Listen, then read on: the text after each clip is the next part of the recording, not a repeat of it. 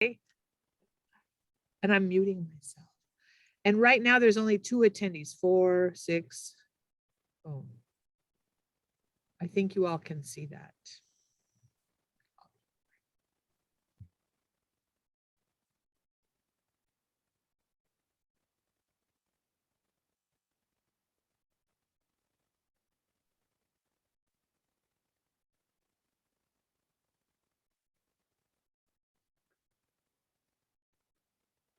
Welcome, everyone.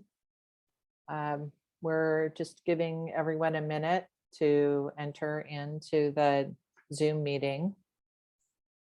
Thanks for being here this afternoon.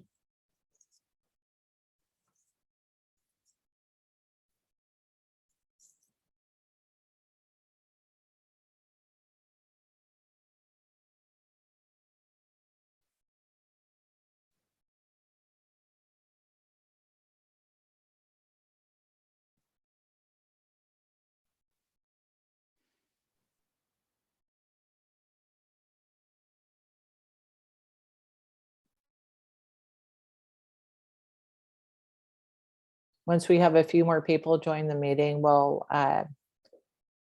go over just a little bit of how we're going to run this webinar today.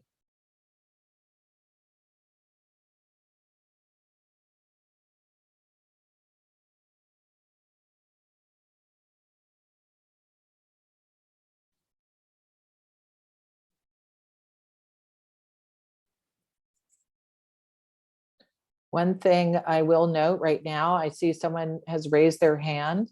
We're going to be using the Q&A box for questions. So if you could please put your question in the Q&A box. If it's something that relates to the business of the meeting, we'll try to address that at the top, or else we'll be holding questions until after the artist presentations.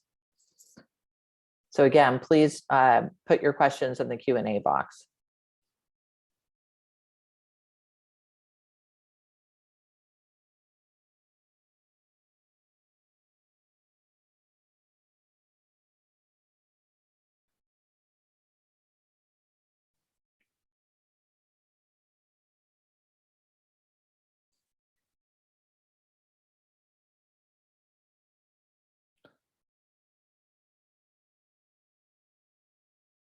Yep.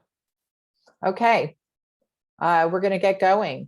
Again, welcome everyone. Thank you for being here today.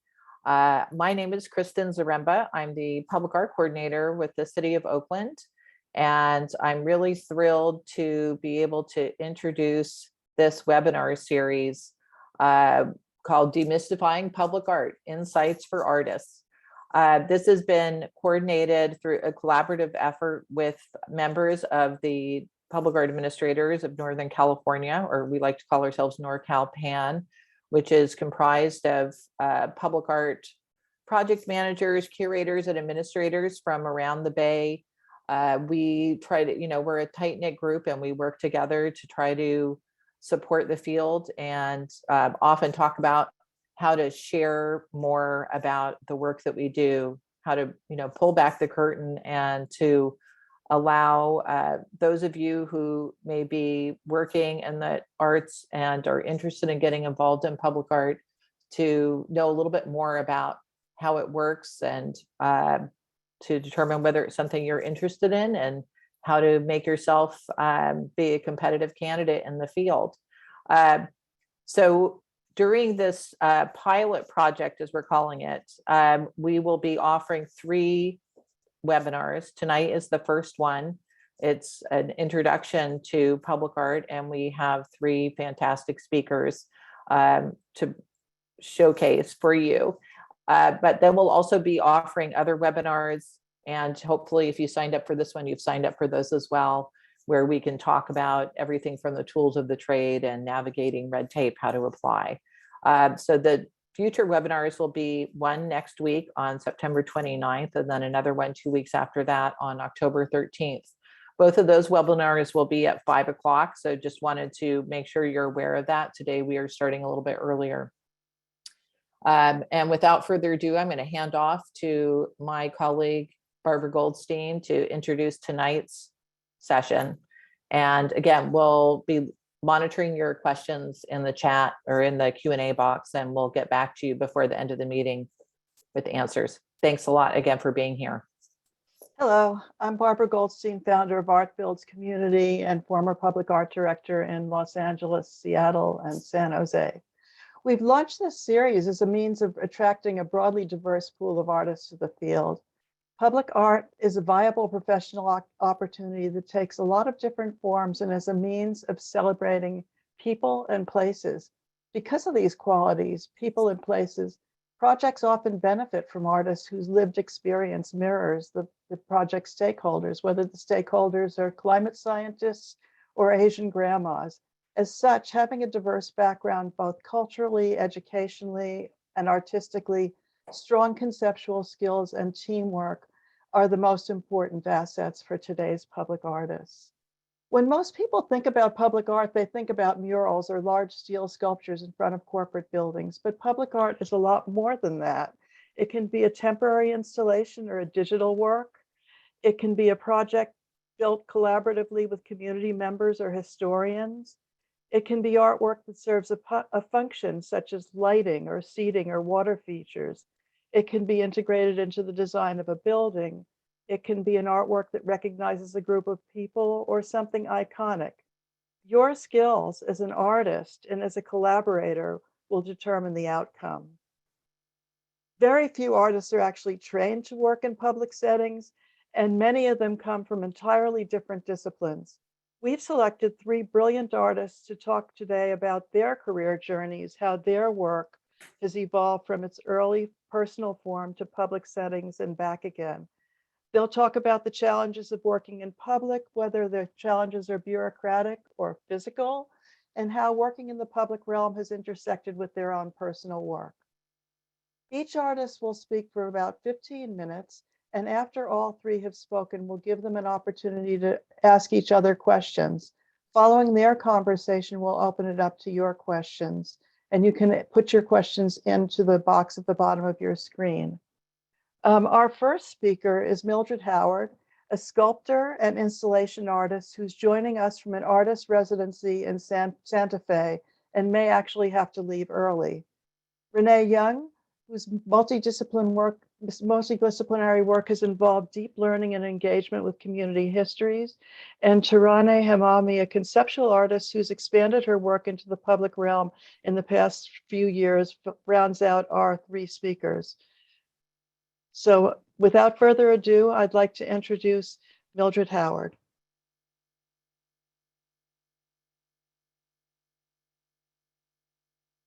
Okay, hi. I'd like to just briefly share some of my projects that I've done and some that I have not done.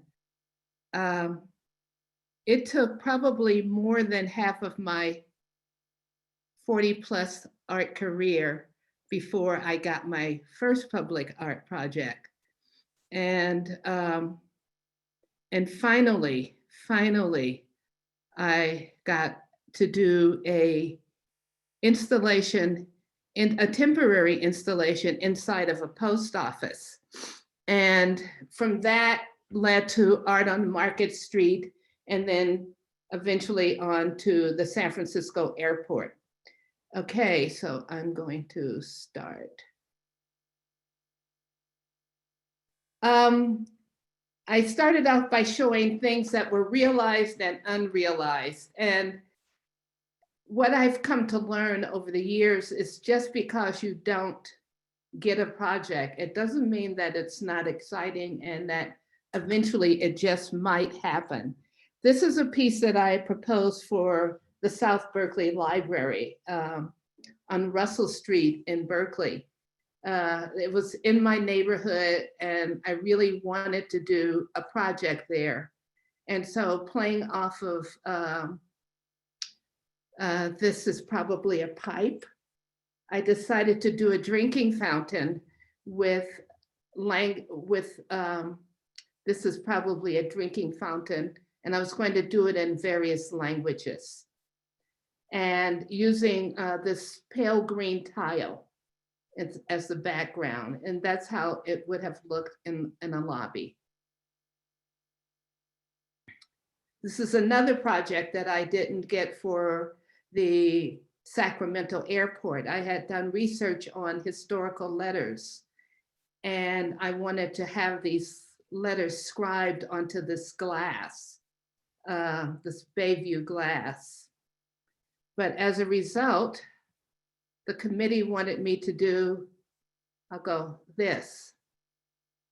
And so what's interesting, I did this and it had to be taken down because the people who clean the facility, the airport in the evening, kept hitting it with their buffer. And so they decided to take it down and put it outside. And right now they're looking at a space outside of the airport where this will have a permanent site.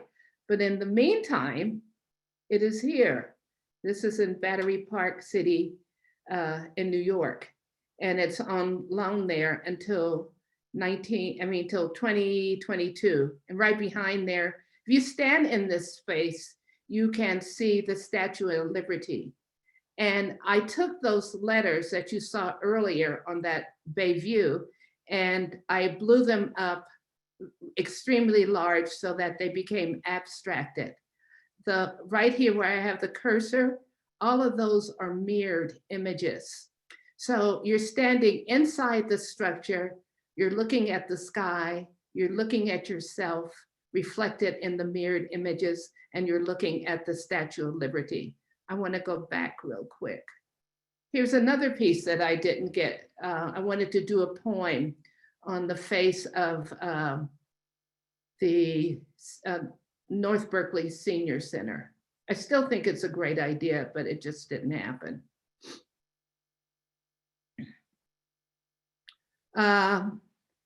This is a project that I was the project lead, and then Walter Hood's piece is way in the back. If you can see it, here's the cursor. That's Walter Hood's. His is reframe minus frame. And I did this for across the country. Communities are changing.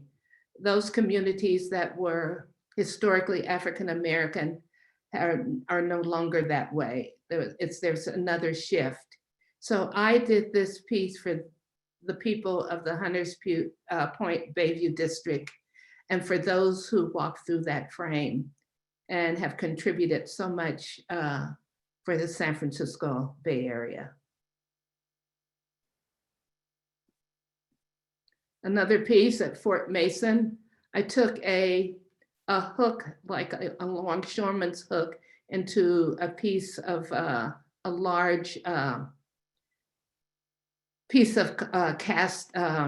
Well, I went back and forth whether or not I should use granite or concrete. And this is concrete with art. And this was going to go out at Fort Mason. And then I did another piece that you don't see that had an actual rock.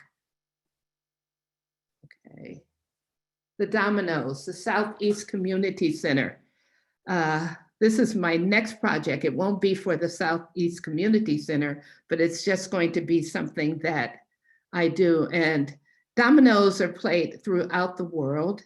I think they were first discovered in China, and in mosaics in Italy, they found dominoes that somehow worked their way from China to Italy. But I noticed that all over the African diaspora, people play dominoes. And this whole falling dominoes was something that I thought would work really well at the community center. But this is a piece that I also didn't get, but well, I guess it was 3 years, in 2018, it was going to go in San Pablo Park. And I've been looking at and collecting African currency probably for about 15 years. And many people wear their what they own or adorn themselves with gold, chains, earrings, the hip hoppers and the rappers have it in their mouth. So I wanted to take this and blow it up into a sculptural element. And down here at the bottom is what you see, what some of that currency looks like. Surprisingly, oh goodness. This piece is now going to be near the Ashby BART station. So I didn't get it for the San Pablo Park, but the Berkeley Art Commission really liked the piece. And so now the city of Berkeley approved it, and I'll be doing it near the Ashby BART. And my Stevenson Street project, this one was my first private project.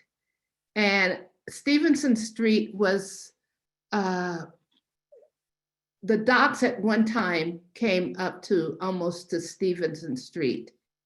And Harry, there was this, I think it was a Bloody Monday or Thursday, when the dock workers refused to unload the ships. Also, Harry Bridges was one of the first, he helped to start the ILWU. He helped integrate the longshoremen's. And I had 3 brothers, and my father were longshoremen. And as a child, I would sit in his office while he and my parents would negotiate. And later I found out that Flo Allen, who was an artist model, also worked for Harry Bridges. So the art world is really small. So these keys open a key to the city. The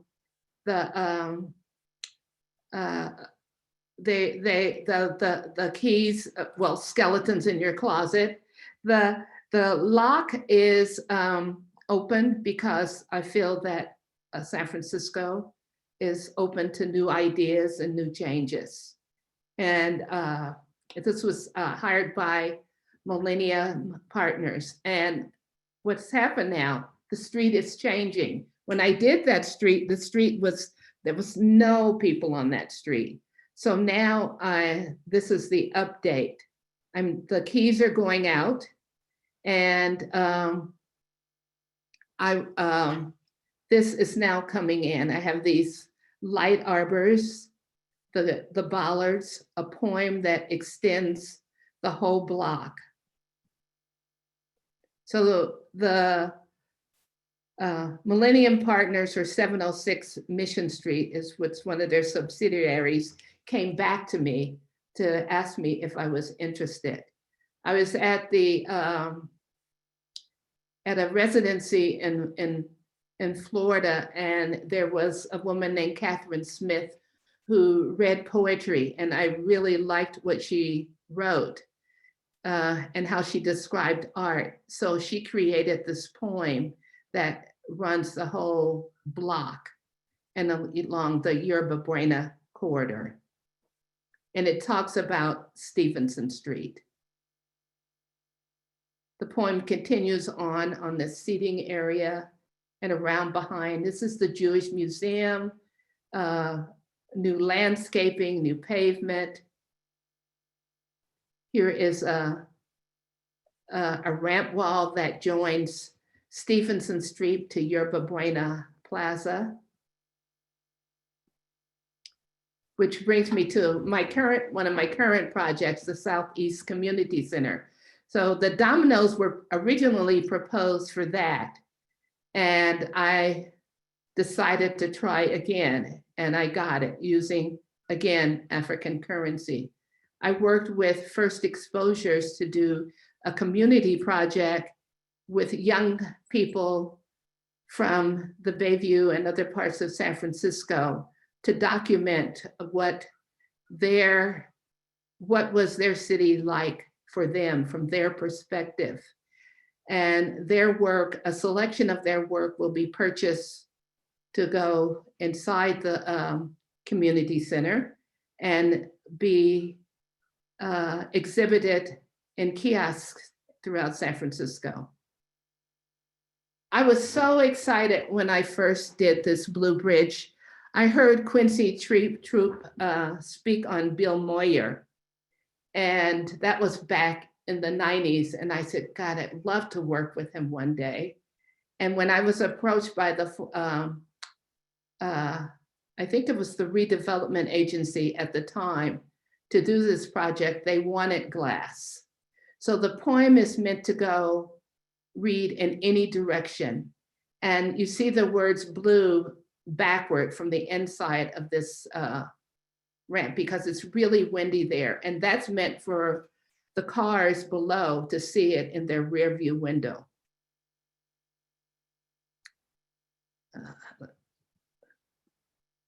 And there it is, again, going the other direction. But this is a true tragedy. This is how it looked when I first did it. This is how it looks now. And when I talk with the people on the street in the Fillmore, like the people who've been there for years, they say that it's not their community, it's outsiders who come in and do that. And it's sometimes such a disrespect for public art. And my challenge is, how does one communicate to the broader public the importance of preserving work like this? This is, I was invited to submit a proposal for the San Leandro Public Library. These are my drawings that I submitted. And I submitted the question mark because I think that a library is a true democratic institution. It's where you go to find out something you don't know or to answer a particular question. It's free, it's open to the public.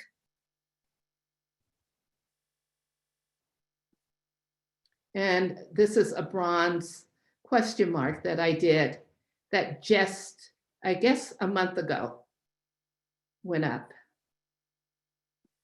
And here's a poem by Quincy Troop. The shape of curiosity is a curving question mark with a hooked tail stamped on the wall of a library, a metaphor inviting all to enter to discover a rich world of books.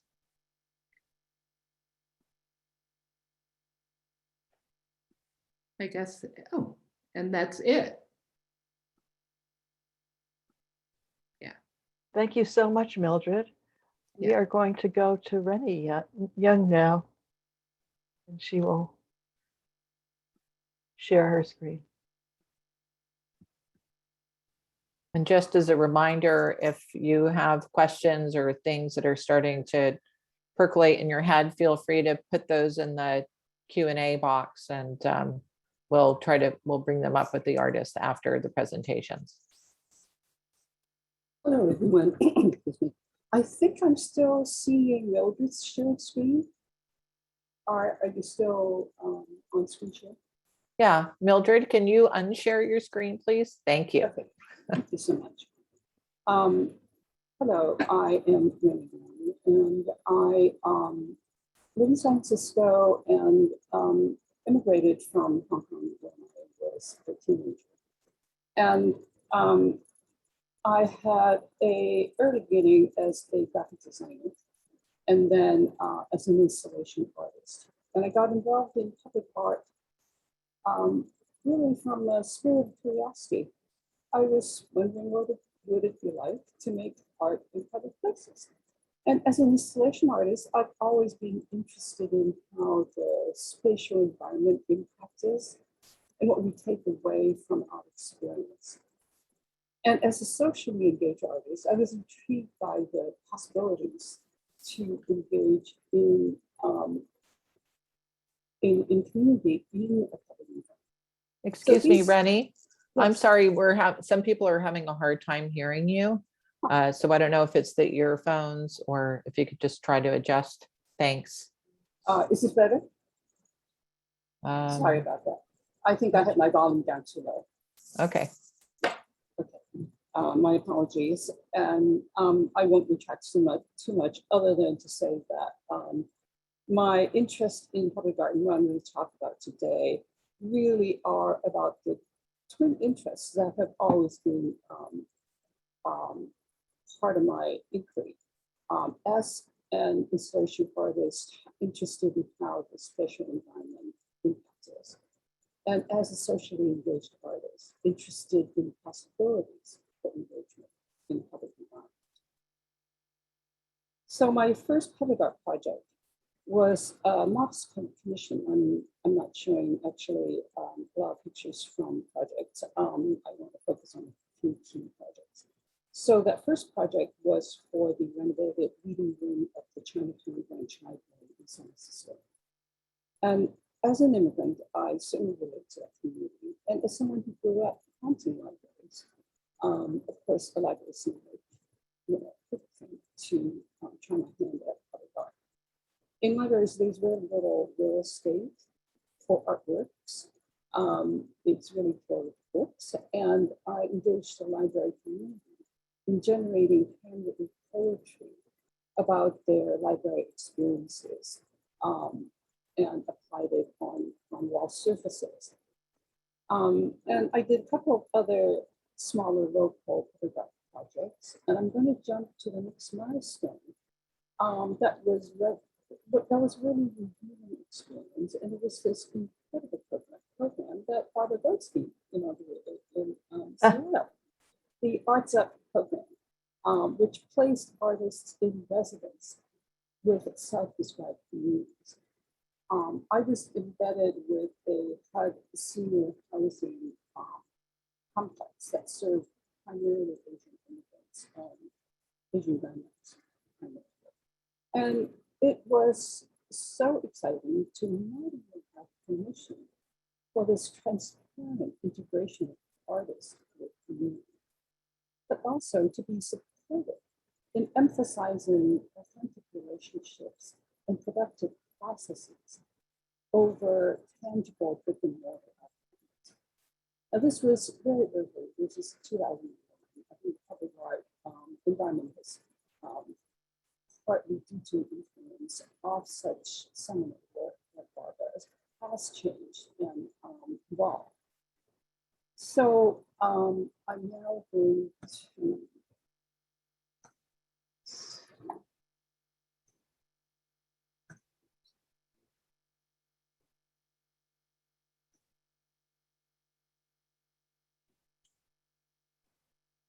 And Rennie, just before you start sharing your slides, I know we're all working in the Zoom environment with its limitations, but if you could try to adjust your sound again, or sort of up the volume as much as you can.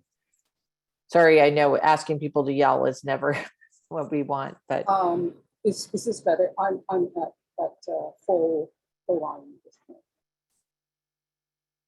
Is that audible?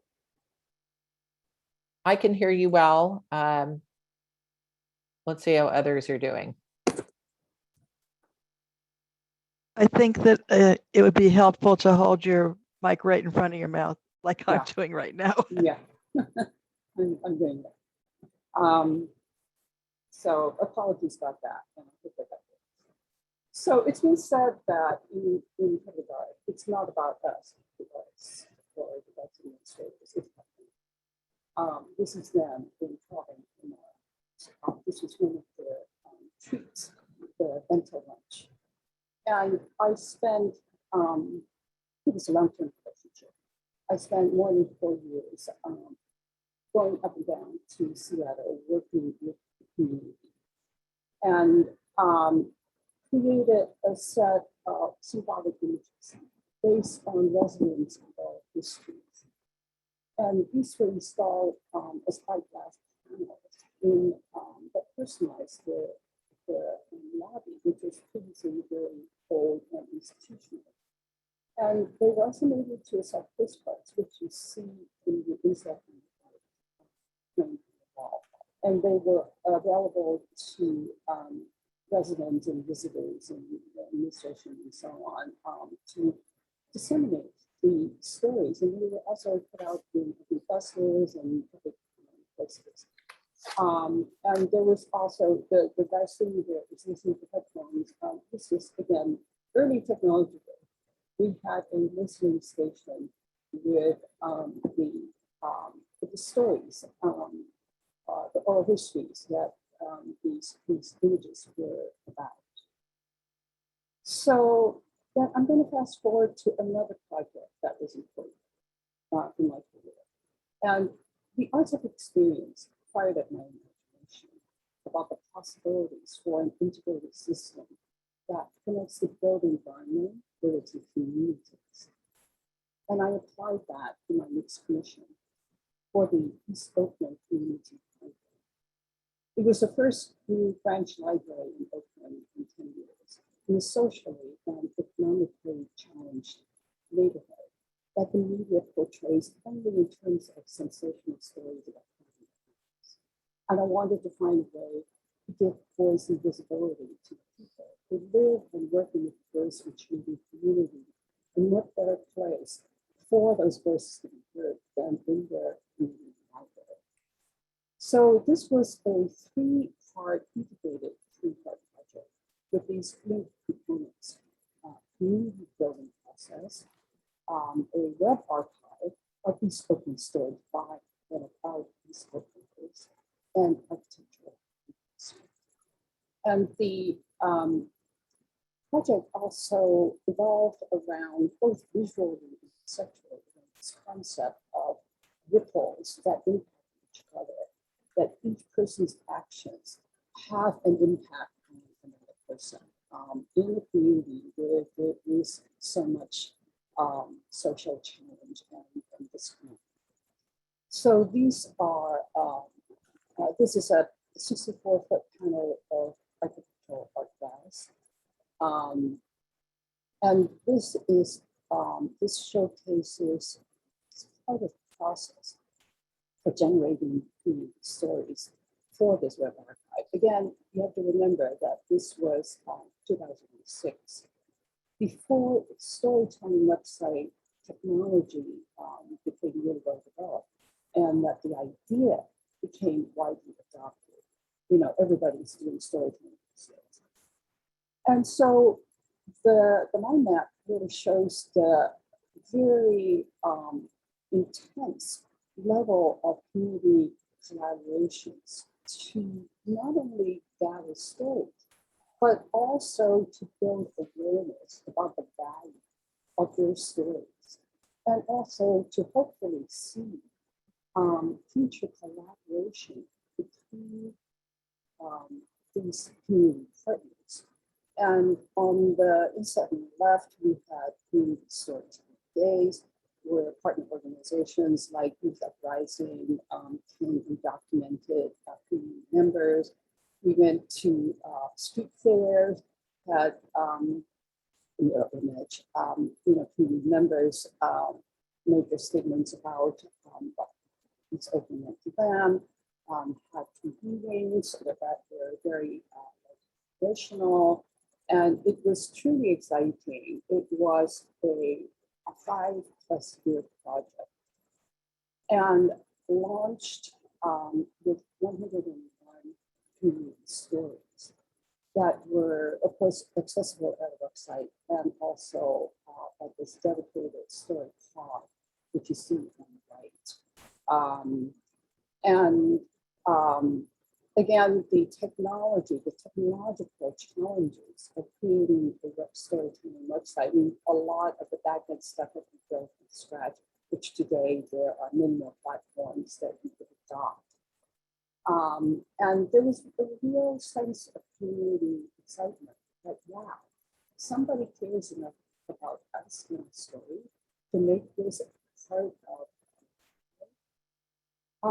Unfortunately, after I completed the mission and handed over the project, a couple years later, during a citywide web hosting transition, the website was lost.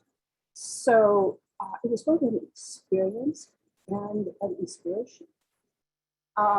It inspired me about, Sorry, Reddy, I hate to introduce this subject again, but just so that everyone can really hear what you're saying, because there's so, these projects are so dense.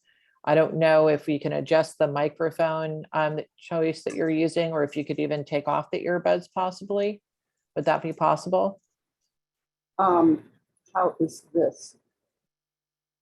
I'm holding it in front of me. I think there might be something about the earbuds. I mean, I'm using them myself that is creating a lot of static. Okay, I could take them off and just use the computer audio. How's that? I think that might be better. Yeah, if you just unplug them, at least for your presentation, and then put them back on. Okay, all right. Sorry about that. No, it's okay. We just want to hear about the work that you're doing. Thanks. Of course, thank you for the information. So our Oakland experience both inspired me about the possibilities of integrated social engagement in public spaces, and also inspired me to explore other ways to implement this vision outside of institutional public art structures. So I developed this multi-platform project, Chinese Whispers. The goals are really similar to those for our Oakland, to give voice and visibility to the hidden and overlooked in the public narrative of marginalized communities. And what was exciting to me, to explore this possibility across geographical space. So public spaces, in this case, go beyond the built environment. And the context was the context is the American West.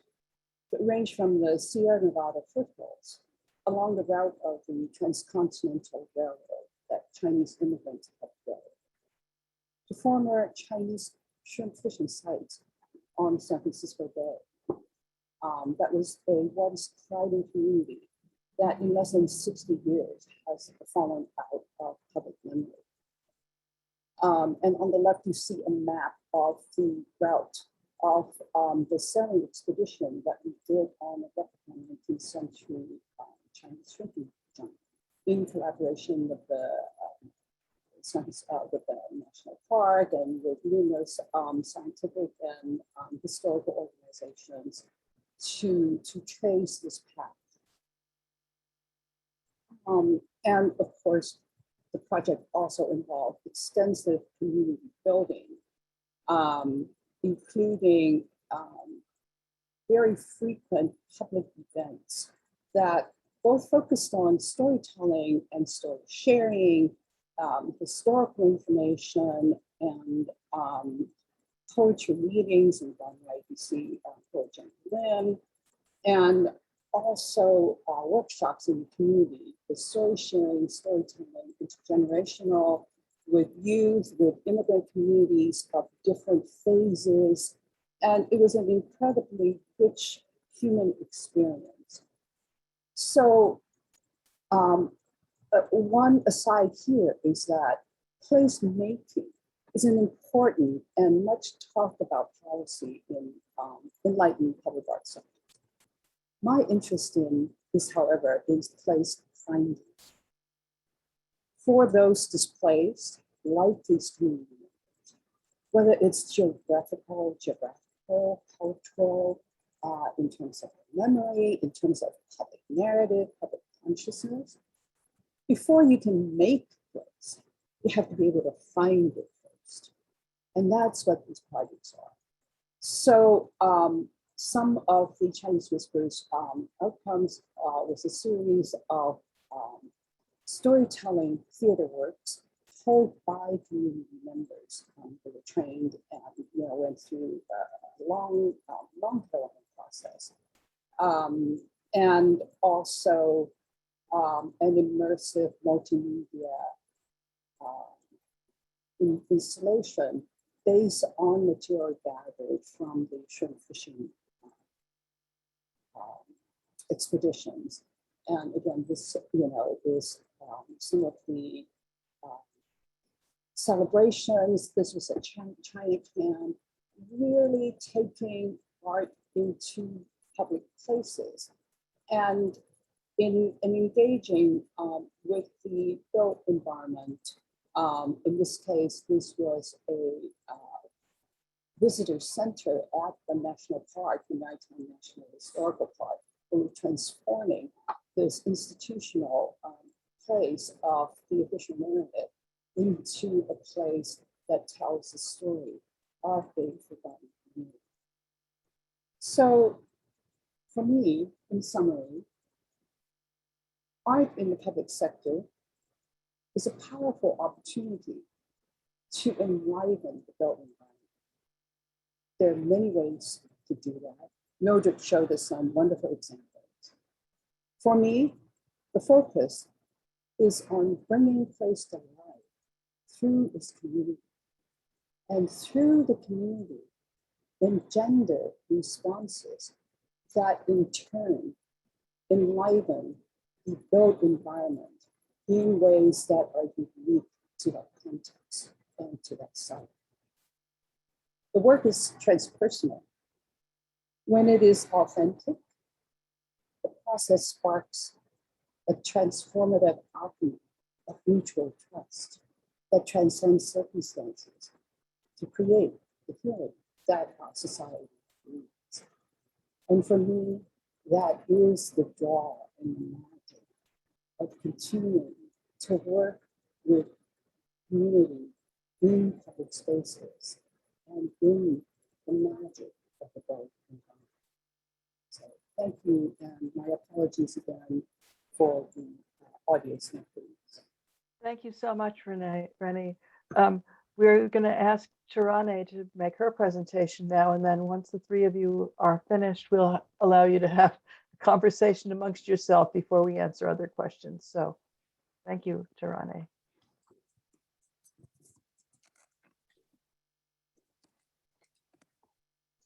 Hi, everyone. How is my audio?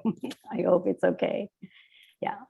Thank you so much for the invitation to present today. I'm humbled as to be presenting with Mildred and Renee's work, whose work I've been admiring for years, and my colleagues and inspirations. I wanted to give you a trajectory of my work, kind of quickly going through maybe 20 years of work. Like everyone else, we're jumping from project to project.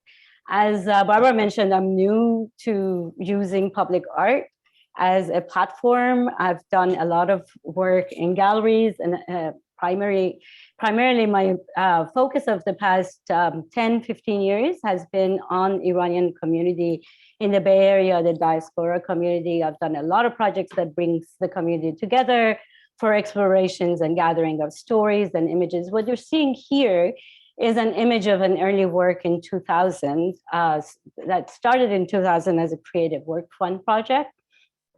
And it really attempted to bring the community of Iranians living in the Bay Area together in one space. We are a fairly new immigrant community. We don't really have a space to gather, and it has improved quite a bit in the past 20 years. At that point, I really felt like our history was being lost, like 20 years or more of diaspora community history was being lost. And so the attempt was to collect stories of migration. What you're seeing here are these images embedded in mirror and silk screen patterns and the words that were collected into tiles that would create walls in a lot of different ways. So I saw them as like story bricks that would create places for us to exist. And they were flexible enough that they could, I only have a couple of images of the project, but they would could be reconfigured in a lot of different ways. And they found their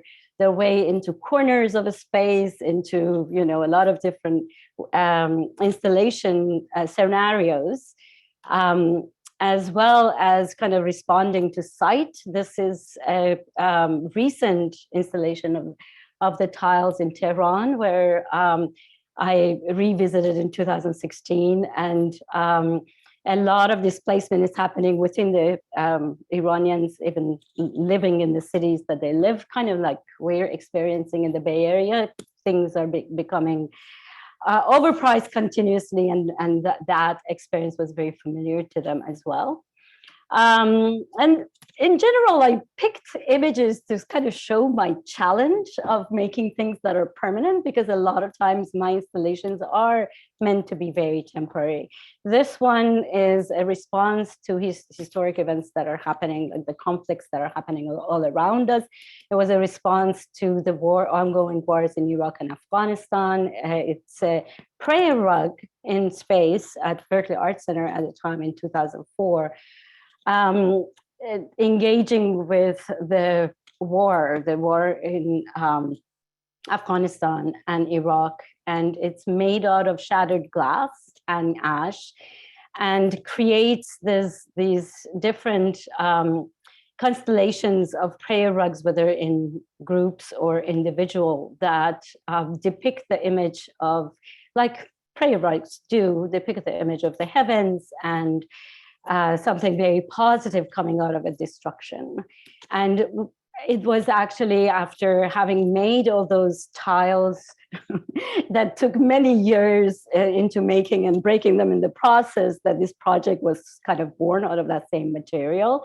And it was meant to be swept up. And, you know, it was a ritual of putting it all together in the gallery for, weeks that I displayed it, and then being able to completely remove it and not having anything public, anything permanent left after the project.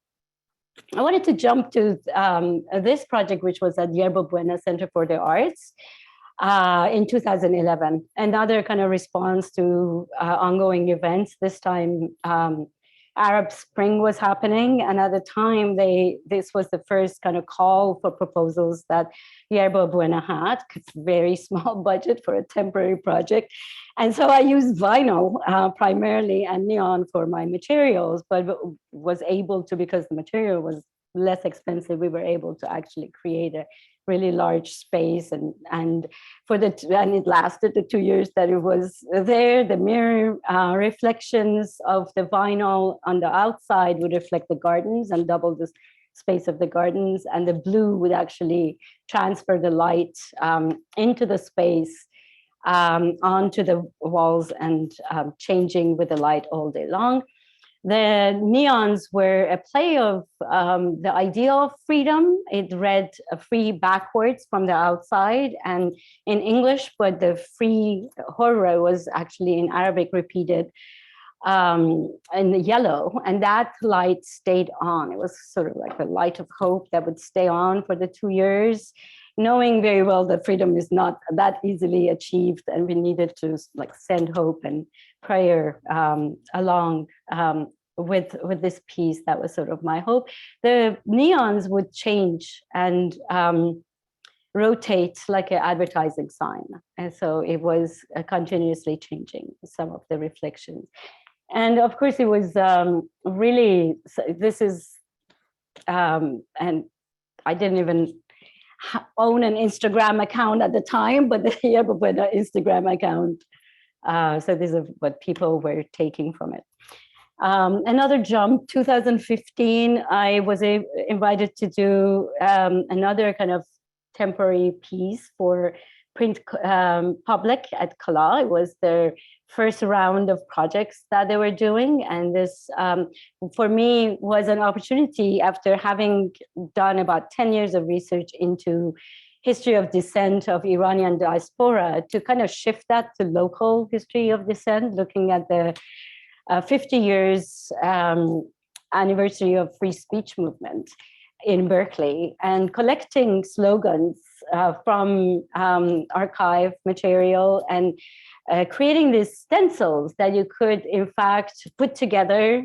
So the audience was invited to take these out and use them and create their own slogans. So even though these are coming from very historical moments, you could you were able to reuse them. And this is what you see with a series of banners that we created using yellow and black, and audience was also invited engage with this historical archive abstracted. This is at Museum of Capitalism in Oakland, a project that it was a much larger project that I was able to install the work again, and we're able to create an opportunity for engagement by audience as well. More recently, another delving into the history of descent of the Bay Area, it was the Market Street project, looked at photographs of the past many decades of people celebrating on Market Street, as well as coming together to voice their dissent, and juxtaposing different periods of time and events with one another. For instance, this is Occupy movement with the Women's March that happened in 2018. And so a series of 9 posters were created juxtaposing those. And that was up for a few months, as you know, Market Street, and then it hit COVID, so it stayed up much longer. I have yet to see the posters back. One of these days, I will get them back. Around the same time, I was invited to create a piece for Montalvo's Festival of Sound. I created this object with stainless steel tubes that became an instrument for voicing, for like invitation to voice your dissent. This is right after the elections in 2018 as I'm proposing this project. So Trump is on, there's a lot of conflict going on. We were able to use this also for performances. You're seeing a reading that happened around this, and a number of musicians were able to engage with this and really activate the instrument. We also invited the audience to select their own favorite music and put it in the tubes, and people were able to listen. They of course, that was everybody's favorite, to be able to actually engage with the piece itself. They could bang and play music right on it, with drums and so on. Also, you could actually create these amazing photographs using the tubes. And on to the project that I'm almost finished with.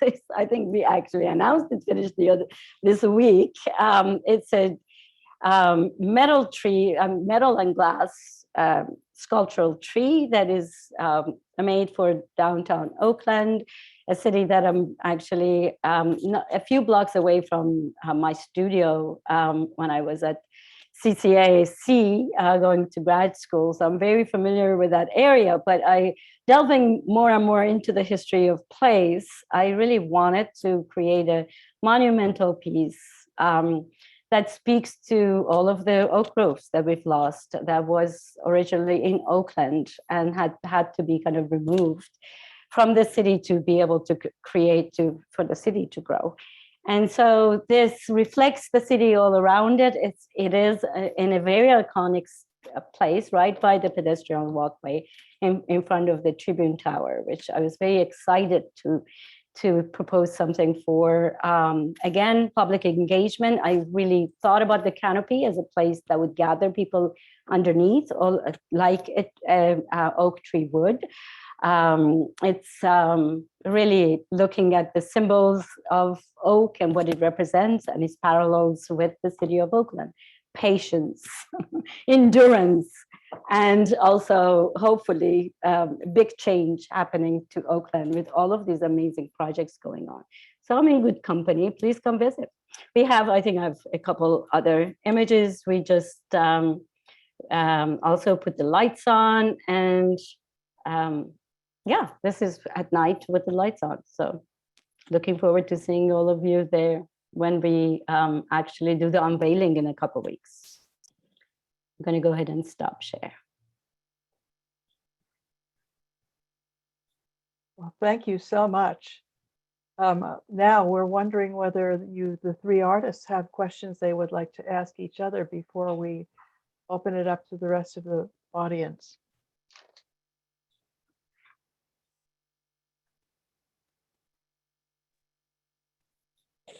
Honey, Honey is another one of the artists I've admired and followed over the years.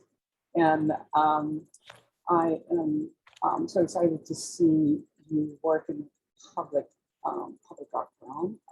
Do you have any thoughts on what it's like? You mentioned how your work is often meant to be ephemeral. And what is it like to go through the process of making work that is permanent, and also through the public art institutional structures, even though, of course, the open public art is fantastic to work with. Thank you for that question. It's been it's a completely new experience for me. Obviously, it's been kind of painful to go to be. It requires a lot of patience, which is something that I'm not very good at. We, of course, with this tree, we also hit COVID era, so it even became a more prolonged process. So that part of it definitely is something that is a challenge for me.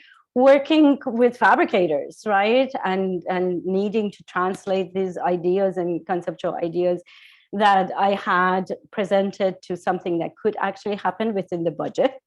It was a real challenge. It was continuous adjustments. Like that was a definite, and I wasn't necessarily in control of every little bit that as I would like to be. So those were definitely some of the issues.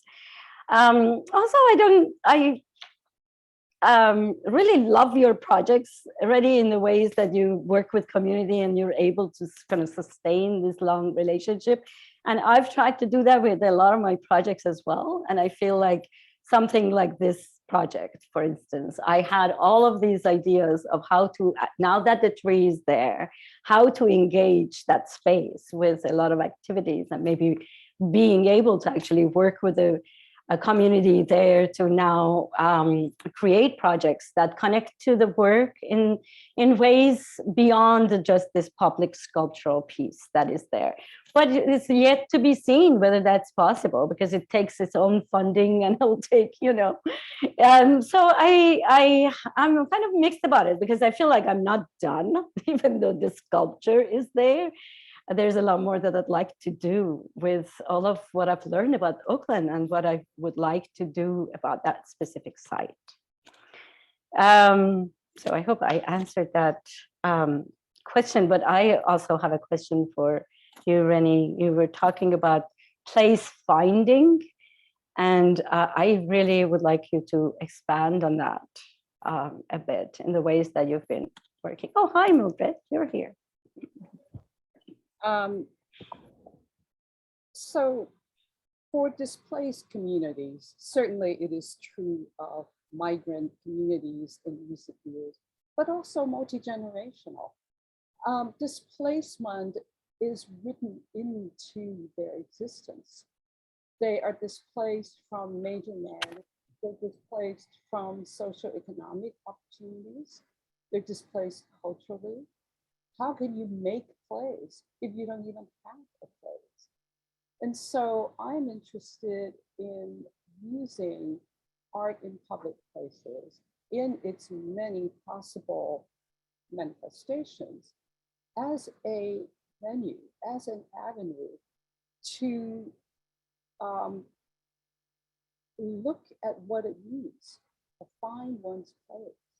It may be physical, it could be a sculpture, it could be a site, or in the case of Chinese Whispers, it was really over time and space. It unfolds. And then I envision these particulate instances where something concrete happens, whether it is an installation or if it were a public work of art, or theater works that engage communities. There are different ways of finding plays. And I believe that things come together, a synthesis, so that temporary and permanent works can inform each other to create new consciousness and the hard part is new policies that could support that kind of work in sustainable ways, which is sort of the challenge that you're referring to. You know, it's like, oh, I'd really like to make it do this and that. What support is there for this kind of multifold, multifaceted manifestation? You know, it requires a deep understanding of long-term and systemic possibilities and needs. And so I think as artists, that's one of our tasks, is how to contribute to that understanding.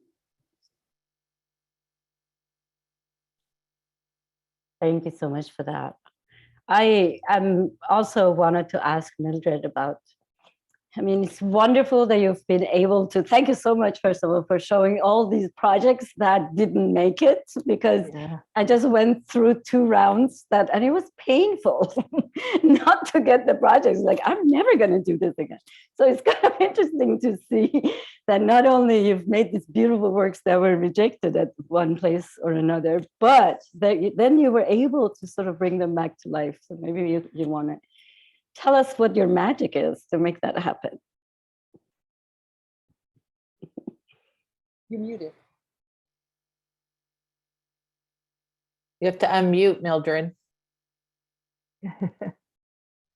I'm primarily a studio artist. I at one time taught quite a bit, but there are only so many teaching jobs that are out there.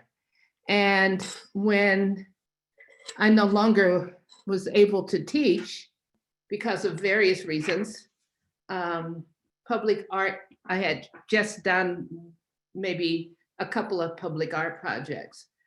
But yeah, at first it was difficult, and sometimes it still is. But since art is what I do, I mean, art is a business. It's a business, and so many forget about that. It's a business, and it pays the rent. And fortunately, it's something that I like to do. And it's just like working in your studio. Sometimes projects work out really great, and sometimes they don't. You can spend hours on them. I mean, I'm here in Santa Fe installing a show, and realized something that I had proposed conceptually and built components to no longer work. So what do? I had to do something different. And it's so much is about trial and error, but the longer you practice or work in public art, the more you understand. One thing is that you have to read the contract. Read everything and analyze it. Look at the budget, look at the number of years and what is required. And that's the number one thing. There are tons of projects that I want to do, but when I really look at them and figure it out, I make 20 cents a day. So we live in the Bay Area. And I think that from both sides, it's difficult. From the administrator side, those running the program, and from the artistic side, it's really difficult. But it's the way it is now. Not only do you have to be a teacher, but you have to be a social worker, you have to be a psychologist. It's not enough making the art, as if that was not a discipline. Art is a discipline, just as all the other things are. I mean, I believe in social justice. Everything I do is centered around social justice, but sometimes I just want to make art and not have to think about that, because it's a challenge all the way around. It's the field that we're in. And the more you do it, you realize, okay, for the piece that I did for San Pablo Park, I had no idea that the city of Berkeley was going to come back and say, we love that piece and we want you to do it. It's getting done. The piece for the Southeast Community Center, me along with really 2 other fabulous artists applied, and none of us got it. And I just happened to try again and I got it. So it's part of the whole process. There are only so many. I think what's more difficult is getting work outside of the Bay Area. That's the real challenge. I don't know if I answered, but. Oh, yes. Thank you so much.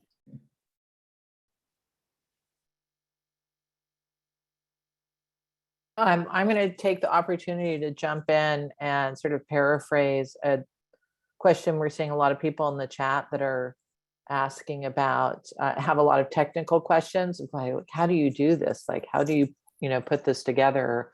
Who do you work with? And, just for everyone on the webinar, that's something that we're going to break down more in future sessions. But for today's conversation, because we do have 3 fabulous artists who have just talked about your different experiences. I think what we wanted to bring it back to is kind of like, how do you work and what is that collaborative experience that you have working with, whether it's, what type of software you might use, or Mildred, how you reference a lot of engineers and architects that you work with, and kind of like, I think people are trying to get at, how do you firm up that proposal to begin with, to feel confident about it, and like you can trust that those numbers are going to work out for you, both in terms of the budget and how long it's going to take. And I think I just want to acknowledge that we know that is a tough part of it, and we on the administrative side of the field try to acknowledge that through compensating artists for proposals, right? That's why we like to use a 2-stage process, so that we are just asking artists who have been invited to develop a proposal after a broad pre-qualified call, or a call, to hone in, right? But how do you identify those experts that you're going to work with and to pull a proposal together? And how is that kind of like part of what you're doing in public art that maybe is different from what you do in your studio work? Well, it goes back to saying art is a business. I mean, you negotiate with, if you have a dealer, you negotiate with the dealer, oftentimes the prices, what things cost, or if you're going to have an exhibition somewhere else, they may have a budget, you try to figure out what that is and what you want to do. In terms of looking at other people, I'm not an architect. Although I know about architecture, I'm not a structural engineer, but I do know about that field. I'd suggest that people learn, there are classes you can take on reading plans, or you can find an architect or a landscape architect, depending on if it's that you may know, and present the proposal to them to see what that's like. Again, I said, read the contract. Oftentimes, architects work with structural engineers. For the big frame, the project manager suggested Ephraim, and then that was the best, one of the best suggestions that I've had. So sort of one thing builds on the other. I think learning how to ask the right question will lead you in the path. And then the public art administrators know a lot of this information. They know a lot of structural engineers or not. Read up about them to see whether or not they will work with you. I mean, I work with people who want to follow my idea and who can help me do something that I can't do. So those are some of the things that I did. And find a good lawyer. Find a really good lawyer who is accustomed to working in the arts. And when you read the contract, anything you don't know, make a note of it. And then you have that, you read it before you send it to the lawyer. And then the lawyer can explain that to you. Thank you so much for that answer, Mildred. I think you got into a lot of the issues that we're getting questions about. Another question that we're getting revolves around the issue of finding projects that you're suited for, and what people get paid for proposals. As administrators, we feel that it's really not ethical to ask people to develop proposals without paying them. And so we do, for the most part, most programs that have any kind of track record will pay artists for developing proposals. And the complexity of the proposal is written out usually in the call for artists. So if you think that the amount you're going to get paid is not enough for the proposal, you probably shouldn't apply. That's a red flag right there. But actually, I'd like to ask the panelists how what attracted them to public art in the first place. What were the types of projects that you went after, and how did you choose them? Because that's one of the questions we're getting from a lot of people. So, anybody? Well, for me, it was the community, the Mhm. community that they were trying to reach. That would be, and also the place. What is the place? What is that like? How can I take the past or what was happening before that and bring it into the present? Those are some, and then of course, the money. It's the money. That's always a concern. I would also add what I believe from the call for proposals, excuse me, in terms of what I think the commissioners are looking for. Are they looking for like real bricks and mortar stuff? They have already decided what they want. You know, they want a sculpture in a location versus something that's more dynamic, more systemic. For me, that's a really critical piece as well. I guess for me so far, it's been where, I mean, all of what you've said, of course, the site, like what excites me about the community or the site and the opportunities that exist within like the budget, but also what I would have a good shot at, I really do, like Rennie was saying, try to get a sense of what the taste is by, even if I make it to the second round, like, by seeing who else is on the panel, we're selected and so on, you can get a sense of what the architects or the commission is after. And sometimes it feels like they're not, I don't know, that's where the challenge is, like what kind of project to present, to come. If you, like for me, this last round of proposals, I thought that I knew exactly what I should be proposing, but I couldn't convince myself of proposing that. And I wanted to do something that I really had, that came to me in my process, even though I figured I would not have a shot at. So that was a challenge. Like, do I please the panel or do something that I really love to do? Because basically, even if you get it, you're going to be spending a few years of your life developing it. So you have to love the proposal that you're sending in. I guess for me, another thing is the challenge of doing something different. Yeah. I get bored really easily. So the challenge of doing something different for a whole new body, a community outside of museums, outside of galleries, outside of art institutions. I think that's another thing that interests me.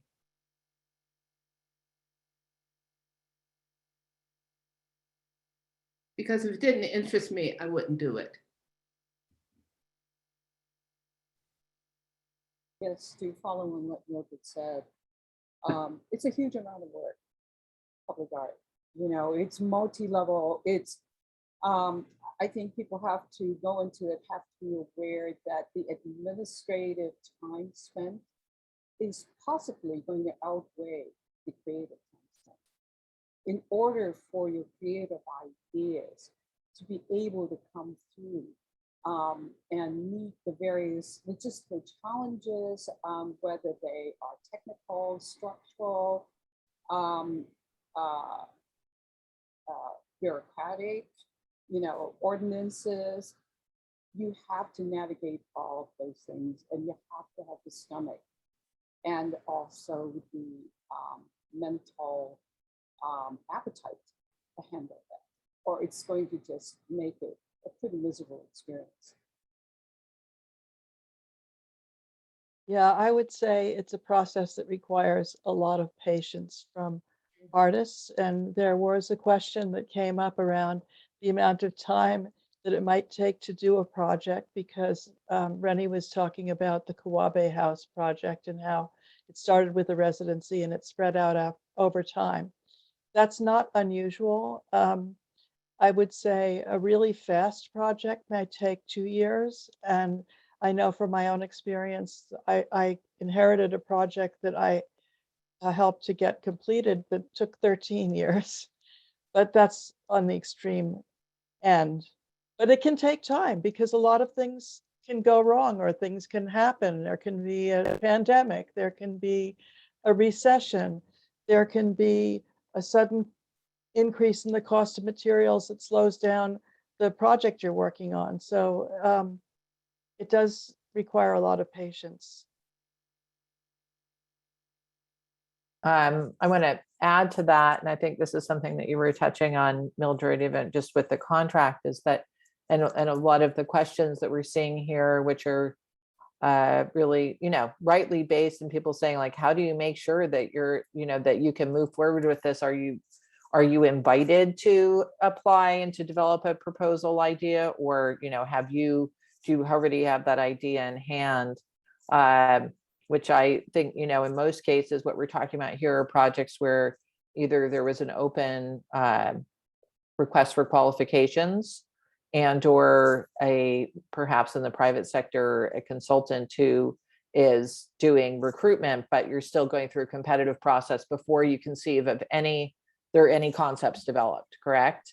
Oh, all the time. Right. You're not being asked to, you are investing your time. Time is money. Right. And so we recognize that. But again, that I think as people are trying to explore, like, how do I get a foothold in doing this? And part of what I see in all of your work is that, it is, I don't want to say, it's not baby steps, but, you do the work that you're doing, whether it's Yerba Buena or, the graphic design work, or, an installation. Maybe you apply for something and you don't get the commission, but that idea is still there, right? The kernel of the idea is there, and maybe it sticks with someone who is a part of that selection panel, or maybe it sticks with you and manifests itself somewhere else. But maybe you could talk a little bit more about how you manage kind of the finances of being an artist. I know you've already said, Mildred, it's a business, but like,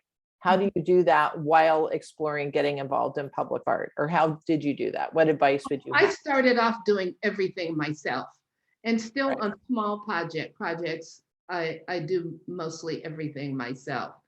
But on my larger projects, I've realized that there are people who are a lot better than I am in accounting. So, I have an accountant that I use to help me with my books, but you still need to review every single thing. You can't just leave it up to that person, because you may have some insight that the person may not have. So I now know teams of individuals, architects and structural engineers and fabricators who I can work with. And once again, I have to go back to all the public art administrators. They have a ton of information and resources to pull from, but it comes from doing. It's like you have to study that. You have to really read all the subcontracts that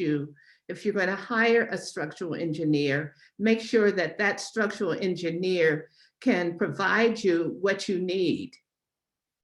And I think a lot of what I do also comes from, it seems odd, but it comes from coming from a family of builders and makers. So I had a little bit of that growing up.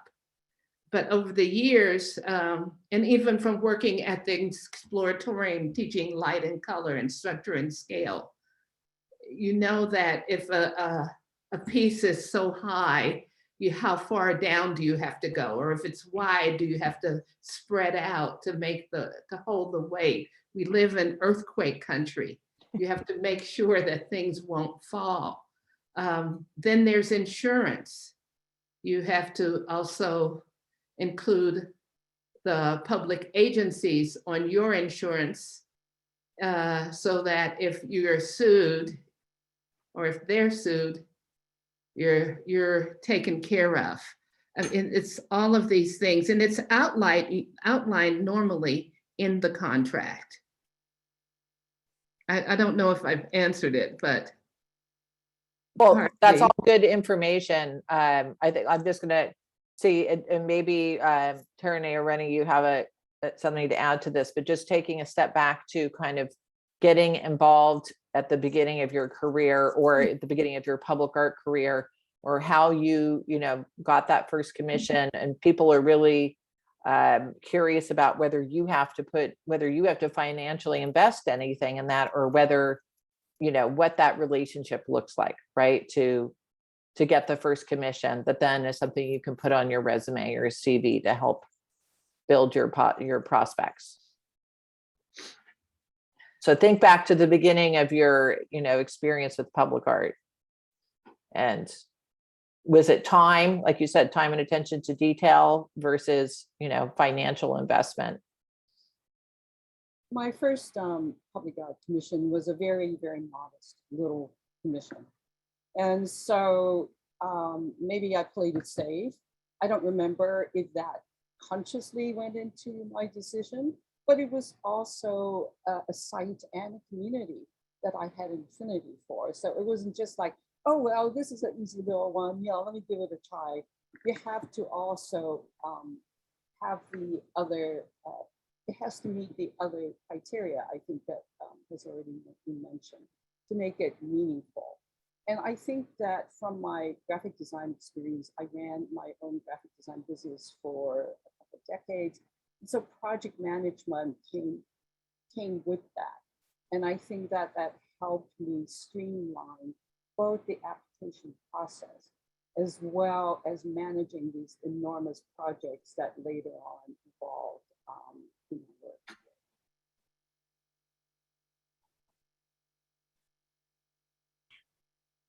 I wanted to actually bring something up that may be helpful in terms of my work. I feel like every time there was an opportunity for me to create something that would expand my practice. For instance, if the project didn't have enough of a budget, but I was invited to do something outdoors, I took the project and tried to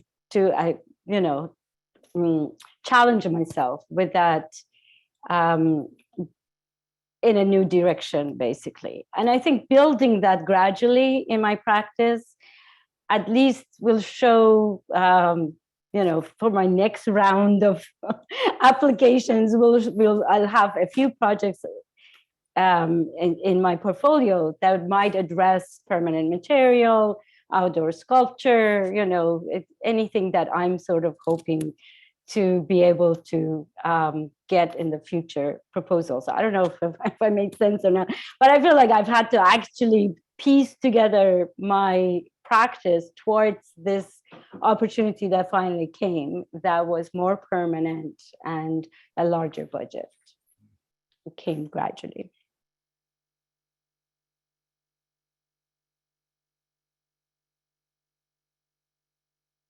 We've had a number of questions about how do you get your first commission? Where do you look for opportunities? I don't know whether any of the panelists want to answer that. There are a lot of different resources out there. So, I mean, I would just say that there's Call for Artists Entries, which is called Cafe. There's another organization called CodaWorks that advertises opportunities, tends to be in private developments. There's Submittable. You should get to know the arts agencies that are in the region that you're in, because sometimes they advertise on their websites.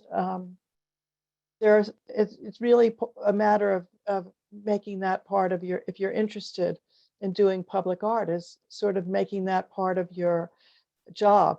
I'd also say that it would be helpful for you to look at public art online and try to find out what some of those projects cost, because one of the biggest traps that artists get into when they first start projects is really not figuring out how much things are going to cost, and figuring out what their own time is going to cost them, and who else they might need to involve.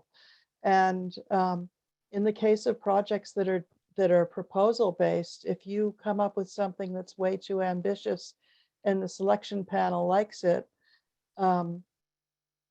it's going to be very difficult when you have to start scaling it back. So.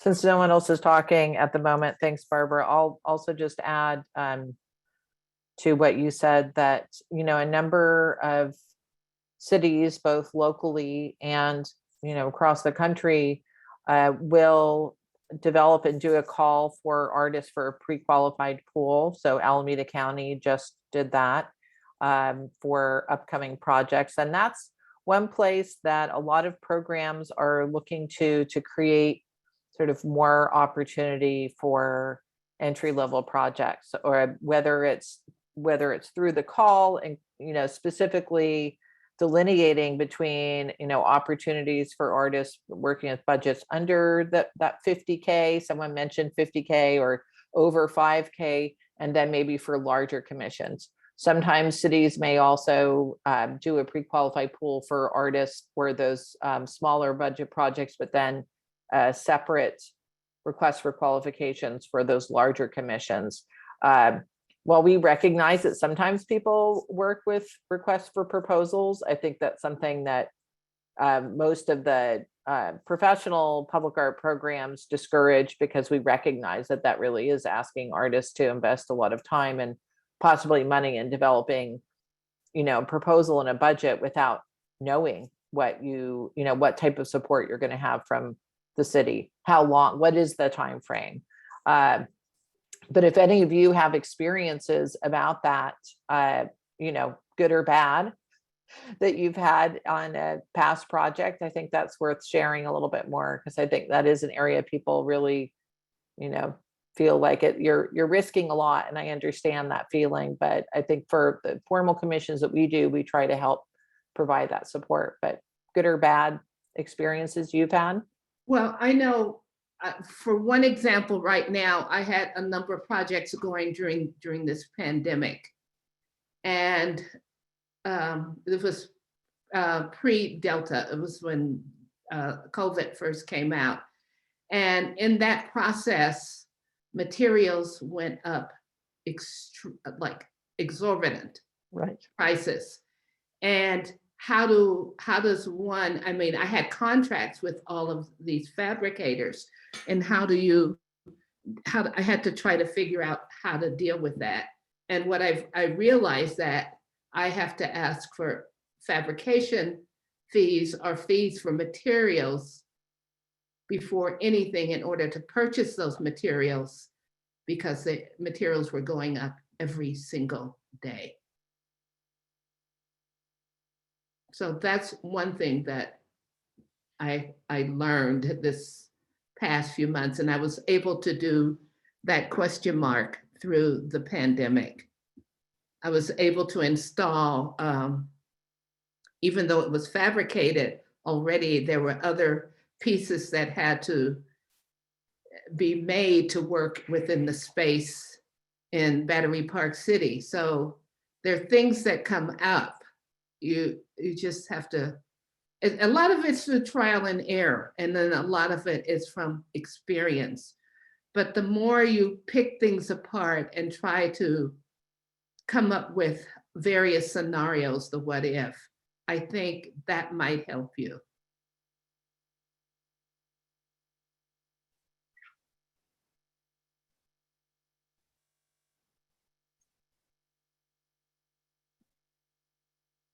I think Taranay and Rennie, maybe you're just concurring with Mildred or your silence, right? One of our colleagues mentioned that one of the first ways that some artists get their public work is through private commissions. So it might be a mural or a mosaic or something of that kind. And I've seen artists actually develop projects at their own homes that looked public, and they put them into their portfolios. The other thing is that artists who have done work that is installation based, those artworks often translate really well when review panels are looking at work, because they understand that you've got the ability to work conceptually and in 3 dimensions. There was a question that came in for Taranay that said, how do you deal with the disappointment of not getting the gig? Still figuring that out, actually. You get excited about what it is that you're proposing. And so that it's as if, you gave birth to to a project that is never going to happen. So it's not easy, I think, but I'm learning from Mildred. I guess lots of practice. I think one thing also to consider in public art applications is that unlike a grant, where you have potentially multiple recipients, this is a one-off bid. And so the question of disappointment is part of that, to sort of understand the kind of competition challenge of a public art commission where, you either make it into the final selection or you don't. And I think, it goes back into the rest of life, really. How do you deal with disappointments? How do you deal with things that matter to you? And I think it partly also depends on the project itself and the idea that you propose. And I think Mildred gave a wonderful example of how to take those negatives and and persist and turn them into future opportunities. I think that's a really wonderful lesson to keep in mind.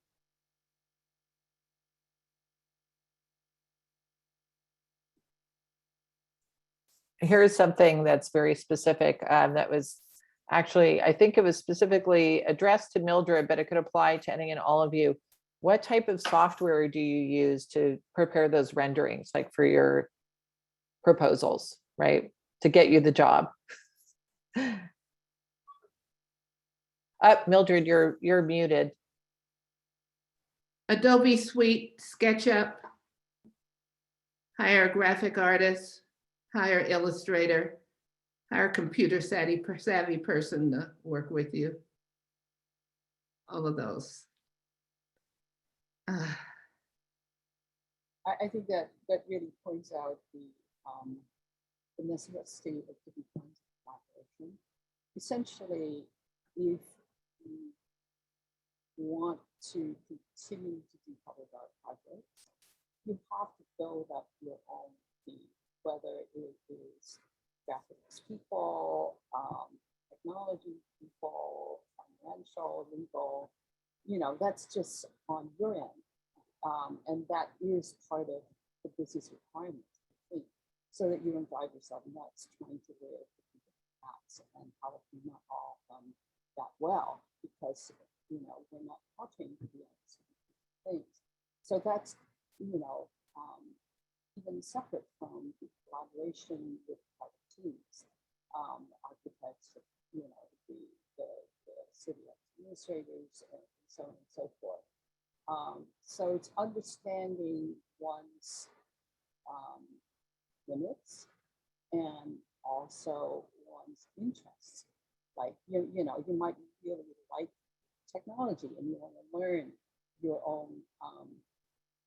You want to learn how to do a certain thing, and that's cool. Or it might be like, oh my God, I don't want to deal with technology. So I think it is a pretty realistic kind of environment. It forces you to be very realistic.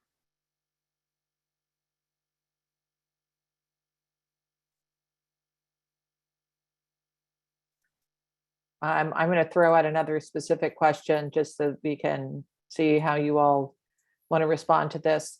And considering if a budget will be enough to be worth the project, what is the average time you spend on public art? Is it, 25% of that budget or 50% full time? Like, how do you make that assessment or evaluation relative to the budget that you see advertised with the opportunity?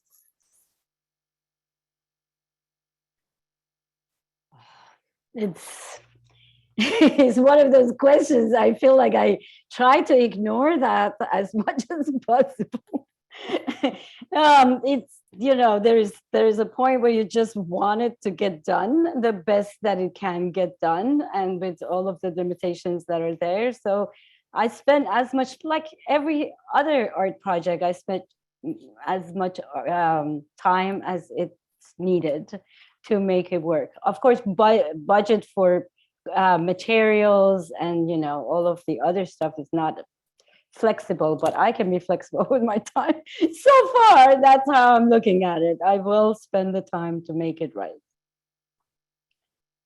And your administrator is going to be there to make sure that you don't overextend yourself if your administrator is ethical. That's great. I artists are notoriously bad at not wanting to give something up when they're going to lose money if they don't. I think Mildred said, what, 20 cents a day or something an hour. I try not to calculate that because it's really unfortunate, but I'm getting better at it. There is more of a balance that is happening now. I think to answer Kristen's question, when I start out with my project, with my budget, I certainly try to lay out how much minimum I want to keep for the art part of it. And yeah, around 20%. But as Tony says, as you get into the work, there are unforeseens, whether they are material and labor costs, or a supplier suddenly drops out, or whether it is that you have an idea that you thought could be done a certain way and it really requires a whole bunch of extra work. Then that becomes the difficult decision you have to make as an artist. Like, do I love this so much? I'm going to shut my eyes, and if it's 20 cents a day, I'll do it. Or, how do I make this happen? And for our Oakland, for the community engagement part of it, I actually went out and got a 3-year cycle of grant funding as well as did private fundraising, because the public art description really doesn't, cover that level of community engagement. And I knew that it was really important to me, and I couldn't, as it was, a lot of it took so much time, because when you're working with people, you can't budget them, you can budget yourself. And so that was how I made that part happen.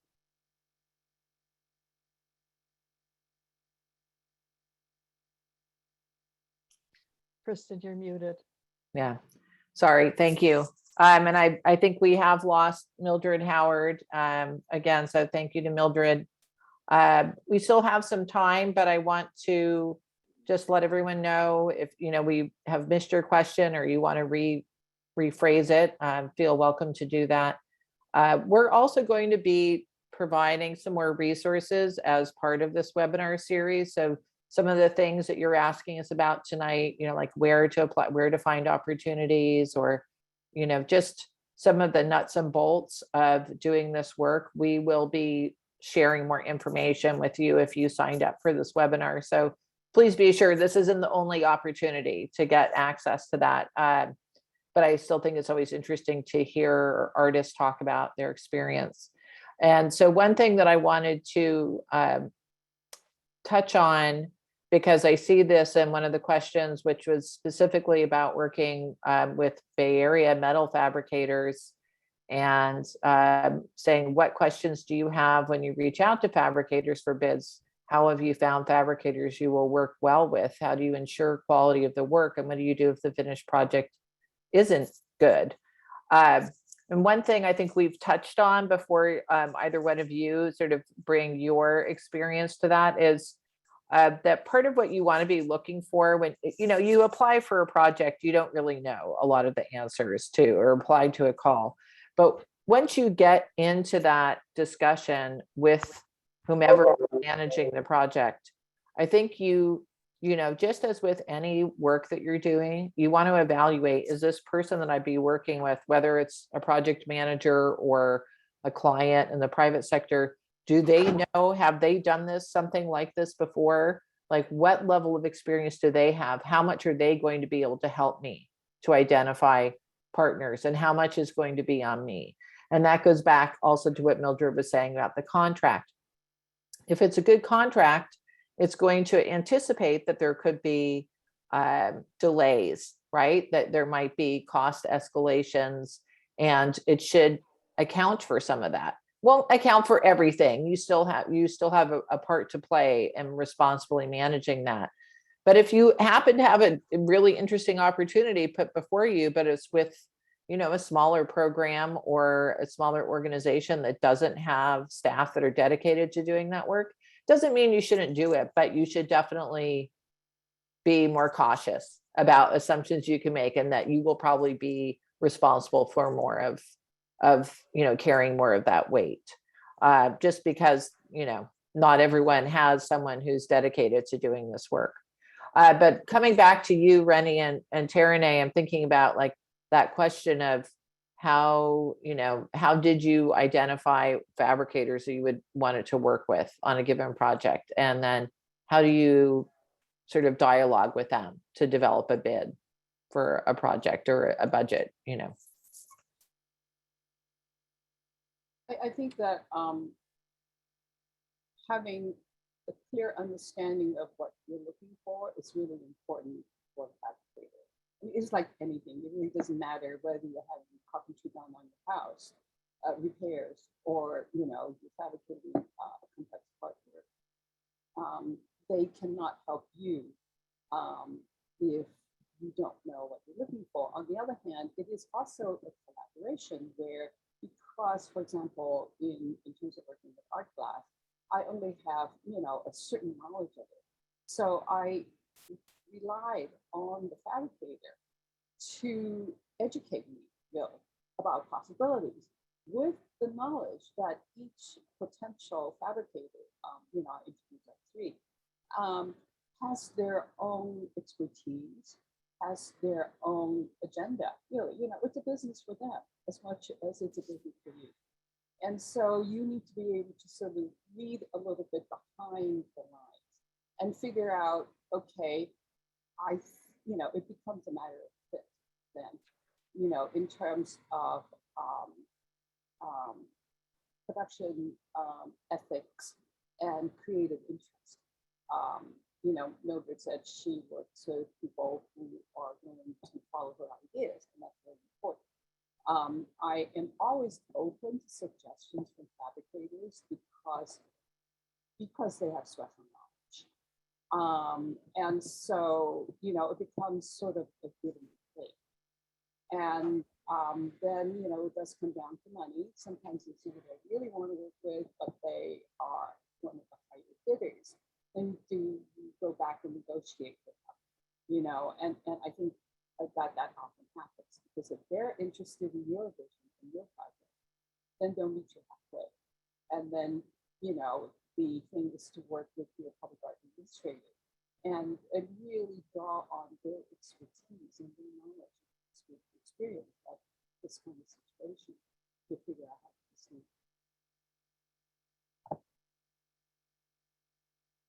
I would say that just like when you try to do something in your studio work, you have to find the right people to help you, whether it's printers or the right kind of paper or whatever materials you use. It's really the same thing with public art. There are a number of firms that do public art fabrication. And that said, if you're doing a piece of work, you can also think about who are the people that fabricate that kind of thing? So for example, a lot of artists have worked with stone and inscriptions. Who are the people that do that? Well, they're the people that make cemetery stones. You know, you're working with lighting and metal. Who does that? People that make signs.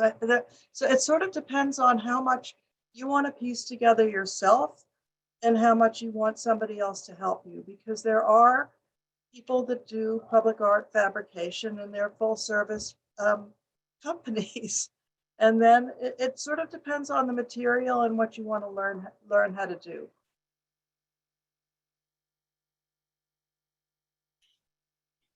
Yeah, I guess my answer is research, right? Asking for recommendations, seeing people's projects from prior works that they've done, and seeing if you get excited about what they've done in the past as well, and whether it's kind of in tune with your vision. Like, it's a matchmaking thing. And I think that the longer you work in the field, you'll eventually, hopefully, will find the right people to continue to build a relationship with. But you know, in the past few years, I've already learned so much about who's doing what in the Bay Area that I did not know before. So it's a learning process.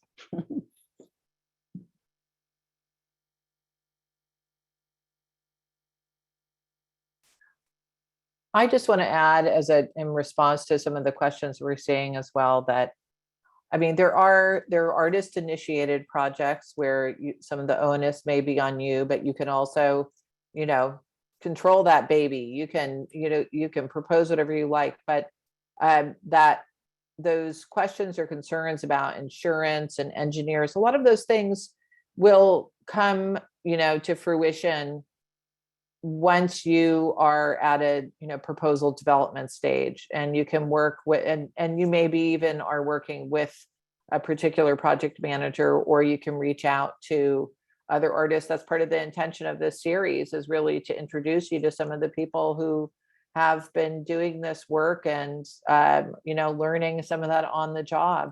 There are insurance agents who are more open to supporting public art in the same way that there are engineers, both locally and across the country, that have an interest in working with artists, and their curiosity is piqued by trying to troubleshoot that problem, or they can see that it really isn't that big of a lift.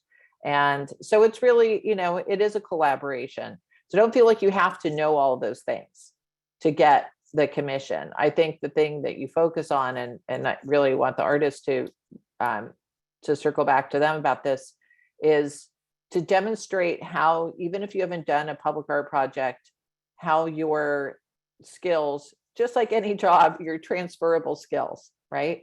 What are the things that you've done that you would be applying to how you would approach doing this public art project? Because, and this will come up in other webinars, but so much of it is driven by what people see in those visual images or in that installation project that you did, and whether it resonates with people that are thinking about moving something into a larger scale, or maybe it's starting with the temporary projects. One of the things that Taranay shared, and Rennie, I don't know if you did this, I'm pretty sure Mildred did, was doing one of those Market Street art in transit projects.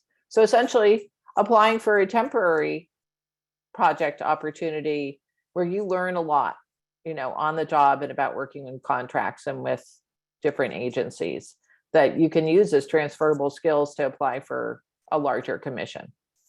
But I don't know what else you all have to say about that.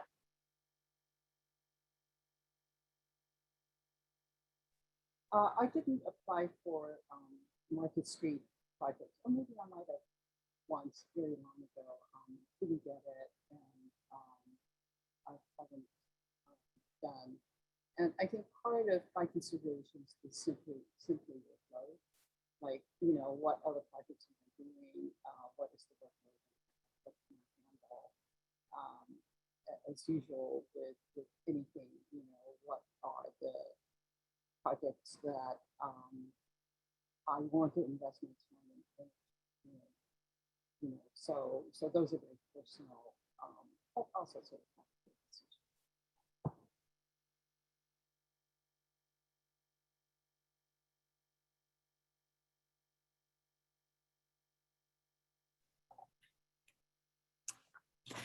I agree with you, Kristen. Like, looking for opportunities wherever that might be, and the temporary public art projects like Market Street was a real learning experience for me, and the excitement of being in public also kind of encouraged me, gave me a taste of like seeing the work in a public space, and that encouraged me to want to do this again.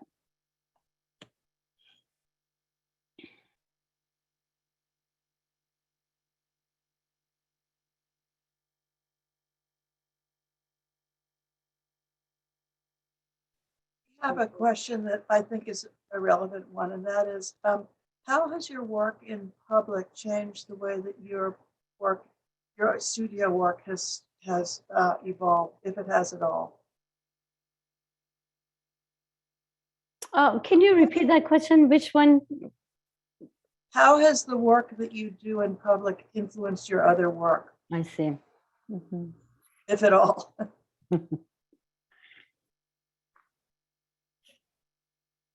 And another question that's similar was how much of your work now is work that is done in public as opposed to your private personal work? Mhm. The way I would answer that question is that at this point, my personal art and my art in public places are really intertwined. I think of it as, I'm a systems person, so I think of it as a system where my creative endeavors are in several different areas, but they inform each other back and forth. And sometimes it depends on a project that comes along, or one that I want to happen, make happen, and want to do. Or like Mildred says, right now, in the pandemic, I just want to make art. And for the first time in years, I made small sculptural objects, and it's not really parsing how much of it is public art. Probably public art informed it, I don't know, and maybe it will in turn at some point later influence how I think of or approach or propose in terms of public art. I think it's, for me, more fruitful to think of the different kinds of art I do as a continuum rather than as these segregated boxes, which I did do for many years, and it kind of drove me nuts. And then suddenly I realized, wait, I'm the artist. Why am I letting my life be bifurcated in this arbitrary way? And I think that in that sense, that realization made my work stronger. That's a great answer. Yeah, it's I've been using my studio work or my time in the studio for experimentation primarily, and a lot of my projects take public into the work in one way or another, whether they're installation or collective work or creating a space where I invite other artists to come and create something with me. It's always public is integrated into the projects. And I, like you, Rennie, I'm thinking of the work as, like I'm talking about my work these days as a platform for engagement. And that's whether it's an installation or a more permanent piece. At least for now, that's what I'm thinking. And it's always changing. Well, I'd like to thank everybody for your time today, both the attendees and especially the panelists, and encourage you to come to our next event, which is on September 29th, a week from now at 5 o'clock. A lot of the questions that you've been asking, which are great questions, will be answered in the next webinar as well as the final webinar. And based on the first 3 webinars. If we find that you're all interested in learning a lot more technical aspects, we'll be creating a second round of webinars that deal with purely technical and budget aspects. So thanks very much, and we look forward to seeing you next week. Bye. Yeah, Thank you so much. Thank you, Tierney and Rennie and everyone else who's been involved and all the attendees. It's great to see you here. Thank you, everyone.